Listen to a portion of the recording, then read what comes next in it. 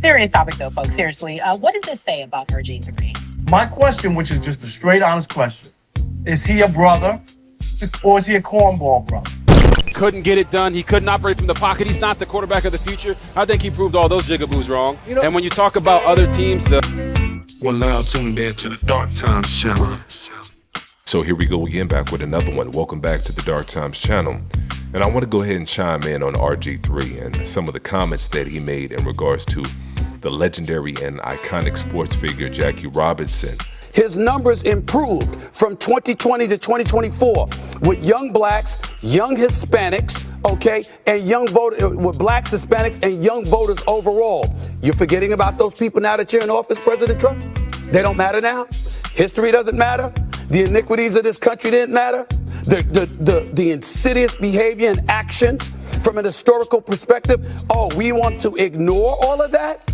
It doesn't go down like that. You know, many people on the left, and I'm disgusted with them and what they've done. They lost this election, okay? And they have nobody but themselves to blame because they prioritized things they didn't need to prioritize. But even in the midst of saying all of that, one has to acknowledge that when you look at the actions of this administration and you're talking about DEI, diversity, equity, and inclusion, and you're equating that with black people, and you're using words like unqualified. Remember, he blamed DEI when a plane crashed in the immediate aftermath of the plane crash in D.C., colliding with the helicopter, where lives were lost. The first words that came out of President Trump's mouth was DEI. What evidence do you have, President Trump? He had none. Admitted he had none, but still lent itself to DEI.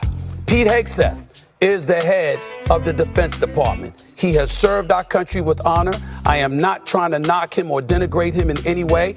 We got to root for our elected politicians or the people that they assign to departments and wish them nothing but the best in America's best interests. But the fact of the matter is, how is he not DEI? He was a soldier, and then he was a host on Fox News on the weekends. And he goes from that to being the head of a Defense Department that oversees more than 3.5 million people.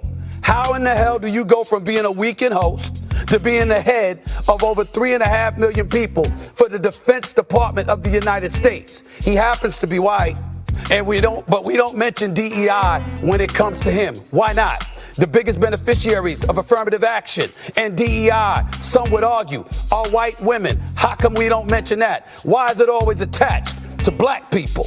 This is the kind of stuff that we're asking ourselves. And on a day like today, it gives us more credence to ask that question because of what happened with Jackie Robinson, who served in our military, drafted, served our country, and for hours upon hours in a day, his stuff was scrubbed, and we're supposed to believe that's accidental. We were born at night, Molly, some of us anyway, not last night. I'm sure you'll not have. Last night. And so shout out to Stephen A. Smith for speaking up and speaking out on this particular matter. He was pretty straight to the point on this, and I think everybody can agree with everything that Stephen A. Smith said for the most part.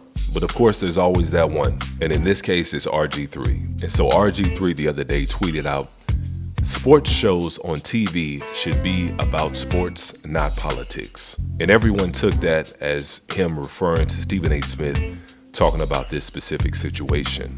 And then RG3 did a follow-up tweet. He said, "This tweet is not about Jackie Robinson. His significance can never and should never be erased. Breaking color barrier in baseball in itself is not political. Jesse Owens winning 4 gold medals in itself was not political. Jack Johnson becoming the first black boxing champion was not political." And so I don't even know what to call that, what RG3 just laid out. I don't know. He may have a new show that he's auditioning for. He may be trying to get back on television, because I don't know why you would say something like that. And a lot of people felt the same way. A lot of people were coming for him yesterday. This one person right here tweeted out, "Breaking the color barrier was not political." Another person tweeted, this is Jamel Hill, "With all due respect, this doesn't make any sense. Breaking the color barrier in baseball in itself wasn't political. Segregation was law, making it political. It feels like you're working way too hard to prove something here." Exactly. That's exactly how I felt. He's working overtime right now, trying to audition for somebody. And y'all know what I'm talking about. Here's another person. "Breaking the color barrier in baseball in itself is not political." Why was the color barrier in place If Johnny has 2 apples, dot. Exactly. It's common sense. Here's another one right here. Civil rights are not political remains one of the funniest takes in the history of the world, and that includes people from all over the political spectrum saying it, but especially RG3 right here. Here's another person. This person was straight to the point. You are the stupidest human being alive. Bakari Sellers right here. This is not smart. Exactly. Shout out to Bakari. Roy Bellamy. It was a political agenda that got the webpage deleted in the first place. The press release they put out changing the DEI acronym to discriminatory equity ideology is a political agenda being pushed not just on the military or the rest of the government, private industries too. Exactly, I can agree to that as well. Another tweet right here. You can't separate sports from politics. You can't separate race from America. Absolutely.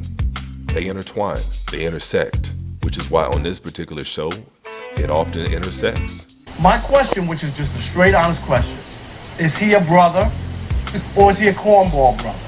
What does that mean? Yeah, explain that. Well, he's not really. Okay, he's black, he kind of does the thing, but he's not really down with the cause. He's not one of us. He's kind of black, he's in the book, but he's not really like the guy you really want to hang out with because he's off to something else. Why is that? And those comments right there got Rob Parker terminated from ESPN. His contract was not renewed. And it's a shame because everybody at the time knew exactly what Rob Parker was talking about when it came to RG3. Everybody watching that at the time knew what he meant. Right. You know what I'm saying? And you know what? What did I say? I said, the guys in the barbershop. I even said that. And a lot of people tried to make it out to be, he was questioning his blackness because he's articulate or he carries himself a certain way. And it had nothing to do with that. You can be articulate and still be down with the community. Malcolm X was articulate. Martin Luther King was articulate and still down with the cause. And that's all Rob Parker was trying to say at the time. And it turns out Rob Parker was proven right because RG3 has done a lot of weird things over the years. Couldn't get it done. He couldn't operate from the pocket. He's not the quarterback of the future. I think he proved all those jigaboos wrong. And when you talk about other teams, And so it turns out that he is a cornball. At a time like this, when you got the Department of Defense, like I said earlier, scrubbing their websites of almost any and all blackness, they got rid of the Tuskegee Airmen on their website and a plethora of other historical black men and women that have served this country. And Stephen A. Smith had every right and obligation to the sports show to chime in on the subject, but leave it to the undercover brother RG3 to put his 2 cents in to try to audition for Fox News. Because that's what he was doing. At the end of the day, he was dog whistling a little bit. Hey, come get me.